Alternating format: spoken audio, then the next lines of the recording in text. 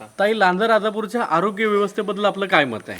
आरोग्य व्यवस्थेबद्दल सांगायचं तर इथे काही सुविधा नाही आहेत. कसं आहे की रात्री अपरात्री एखाद्या महिलेला म्हणजेच गरोदर महिला असेल, एखादी आजारी व्यक्ती असेल, जर रात्री अपरात्री हॉस्पिटलमध्ये न्यायची वेळ आली तर 3 PSC असून सुद्धा 108 अवेलेबल नाही आहे. कुणाला सर्पदंश झाला, विंचूदंश झाला तर आपण डॉक्टरकडे कसं न्यायचं? सुविधा असून काय उपयोग आणि सुविधा आहेत तरी कुठे? 108 तर अवेलेबल नाही आहे. आता गेल्या 2 ते 3 दिवसात आपण पाहिलं विंचूदंशाने 2 महिलांचा मृत्यू झाला. मग आरोग्याच्या बाबतीत काय आपण म्हणू शकतो? याला तर जबाबदार कोण कोण वाटतं आपल्याला? जबाबदार विद्यमान लोकप्रतिनिधी? हो, बरं, या ठिकाणी बदल होतील असं वाटतंय का येणाऱ्या निवडणुकीनंतर? नक्कीच होतील. का बरं? कारण आता परवाच भांबेडे हॉस्पिटलचं नूतनीकरण झालं आहे, भूमिपूजन सोहळा पार पडला आहे.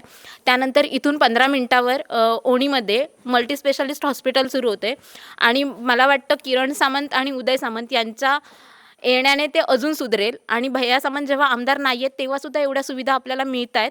तर ते निवडून आल्यानंतर अजूनच आपला विकास होईल, अजूनच आपल्याला सुविधा मिळतील. काय युवती ह्या सगळ्याच नक्कीच किरण भैया सामंत यांच्या पाठीशी आहेत. कारण आता सांगितल्याप्रमाणे युवतींना पण खूप त्याचा फायदा होतोय. जसं की महिलांना 50% आरक्षण, ज्यामध्ये आम्ही सुद्धा येतो. आम्हाला ST प्रवास 50% आहे, लाडकी बहीण योजना आहे. त्यानंतर आपल्या वयोश्री म्हणजे वृद्ध व्यक्तींना वयोश्री योजना आहे. महिलांना वर्षाला म्हणजे आपल्याला वर्षाला 3 सिलेंडर मोफत आहेत.